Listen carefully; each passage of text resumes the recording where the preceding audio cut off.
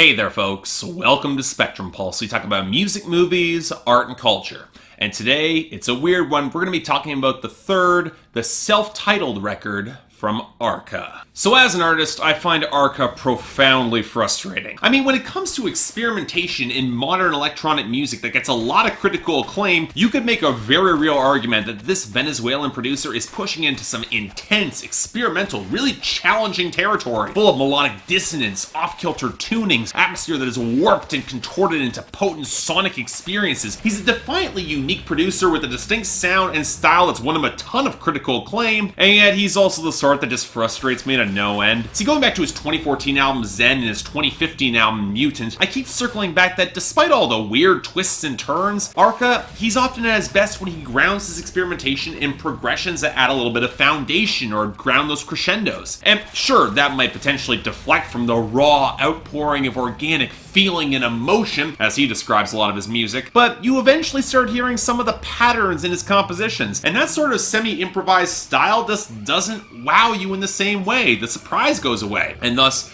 I had a lot of mixed feelings going into his third album, which is self-titled primarily because, like his very early demos, he's choosing to sing on it, reportedly inspired by his friend and collaborator Bjork and a lot of her encouragement. Now, I've got a tremendous amount of respect for Bjork and her unearthly ability to pull out some stunning music and a lot of fantastic albums, and she clearly sees a ton of potential in Arca. But here's the catch. Arca reportedly chose, with only one exception, to improvise all the lyrics on this album, which would probably make sense given his style and melodic composition, but also could reflect a lack of greater refinement, and that concerned me a lot, because thus far, Arca hasn't really shown enough to convince me that he could carry an album like this on pure, organic, spontaneous talent, especially in the writing. Now, all that being said, he's way too unique of an electronic producer to disregard. I wasn't not gonna review this. So, how did this self-titled project turn out? Well, hate to say it, but I really wish I liked this a lot more, as I'd probably say it's his least compelling or surprising release to date. It's still perplexing in some of the detail and still a unique sound, but the distinct luster kind of faded for me. And while I can see where some critics are coming from in calling this his breakthrough project because he's added vocal arrangements to the compositions, whether or not their addition was worth the compromises that he necessarily had to make as a result, that is a very different question that I haven't really heard addressed. So let's start off by talking about these vocals, shall we? Now, at first listen, you could easily call out the Bjork influence and how he would bend and stretch his voice around the words. It's clear he's more comfortable using his voice as an instrument within the mix than for direct words or sentences or phrases. But a lot of repeated listens oddly gave me a bit of a Perfume Genius vibe, especially when he pitches his tone a little bit lower to pick up a little bit more operatic swell to it. And look, I do think some of these segments on tracks like Fugaces and parts of Sin Rumbo,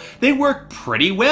And I actually thought his multi-tracking on Desafio, it connected pretty effectively, easily the most accessible song that Arca has ever created. But despite the obvious callbacks both in lyrics and style on songs like on Anoche and Coraje, I'm sorry, Arca just isn't Mike Hadrius or Bjork. He doesn't have the presence or intensity as a vocalist, especially in his upper register, to really grip me here. Trembling vulnerability can work, don't get me wrong. Maybe he's not quite situated as close to the front of the mix as he needs to pull me in and describe that intimacy, or the addition of extra oily layers doesn't flatter him like on Revere, or his skills as a performer aren't quite as refined or are intentionally left unrefined. But I'm sorry, his voice isn't really gripping me here, I have to say that. And what becomes an issue is when you look at what was given up to include these vocals. Now, there is a way of writing free-form lyrics that could have fit with Arca's jittery, glitchy production that slides off key and off rhythm enough to disguise the patterns that do slip through, but an Arca's choice to write entirely in Spanish probably helps the flow even further, but there's actually a fair amount of structure to Arca's writing on this album. He's got verses and choruses and honestly a lot more repetition than I expected for lyrical improvisation. But what this means is that the production necessarily can't be as elastic or freeform as it's been in the past. Yeah, the hollow, distant synth tones and jittery cracking sounds that flip between buzzing and fidgeting are still here, but when Arca chooses to strip back to let the atmosphere hold his voice instead of any of the more defined melodies that Arca's ever written, there's a lot of them on this album, it can make a lot of these pieces feel kind of unfinished, lacking a little bit more to it. And worse still, lacking the unique element that made Arca so damn compelling in the first place. You like those weird little twists that he would make. Furthermore, when you consider the purely instrumental progressions, you realize that many of this would not be that out of place on Mutant, except minus the weight and grit that gave that album its moments of intensity. And this goes for songs that I otherwise like on this album. Urchin, it's a solid track with its rumbling stomp against the piano, and Whip, for me, is even better, even if it really is just a chopped up collage of whip crack samples. But put either song on Mutant and you know that they would pick up more grit and intensity on that project. And yet in the meantime, Arca's tendency to flood in atonal or off-key synth progressions continues to really test my nerves and patience. From the high crooning that opens up Reviri, to the pianos on Anoche, to the squealing noises that sound like a dying cat on Castration, that compromise an otherwise solid groove that I kind of liked. It's got all these filmy high fragments too. Did not like that song. But okay, put aside the greater experimentation and a little more adherence to formula for the lyrics, what do we get in the lyrical department? Well, to Arca's credit, from what I could translate from Spanish, I don't find the writing on this record to be bad or even bland, but it's also exactly what I would expect from Arca from every interview that he has ever given. It's very telling that the most common metaphors that run through this record are the shedding of skin, honey, and deep, dark abysses, because the biggest underlying themes of this album are extremely sexual and explicit in nature. And Arca's approach to sex is explicitly tactile and organic. Sticky, sweaty, bodies heaving against each other, skin on skin. The fluid exchange is palpable in every single song here. And a lot like with Jenny Haval's Blood Bitch, you can occasionally read sex as a metaphor itself on this album, like through the awakening of the possibility of desire on Anoche. But once you manage to get past some of that shock value, and the fact there's a strong undercurrent of sadomasochism in the sexual content, when you decode it, Arca's a pretty kinky record. The song can resonate as a little bit bare bone in the writing. He gets dumped and yearns for more even as he must continue forward on Sin Rumbo, and then does the dumping himself on Coraje. And then the line that stood out to me the most, it came on the acknowledgement of getting cheated on Fugaces. I don't want to live as a prisoner of melancholia. That's what it was translated to, which I took less of a rejection of sadness and more of a rejection of depression or numbness. Arca plainly wants us to feel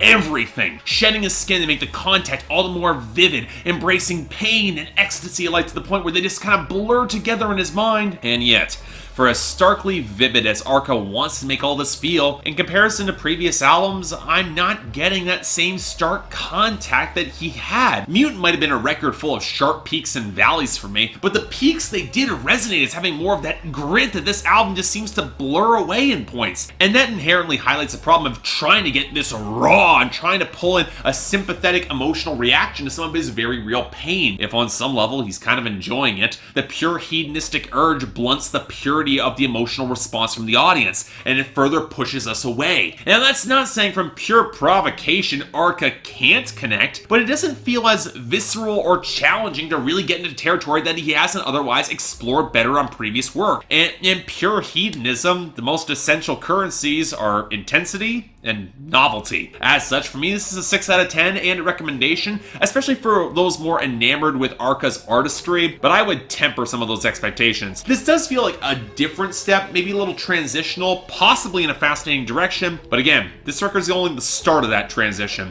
I'll be a lot more interested where he winds up later on. So yeah, thanks a lot for watching. If you'd like to like and subscribe, I'd be more than grateful. I know, a bit of a weird opinion on this album, especially considering how much critical acclaim it has. I wanted to like it, it just didn't really connect for me. Beyond that, so I've got the poll over there, so if you all want to tell me how wrong I am, there's your opportunity.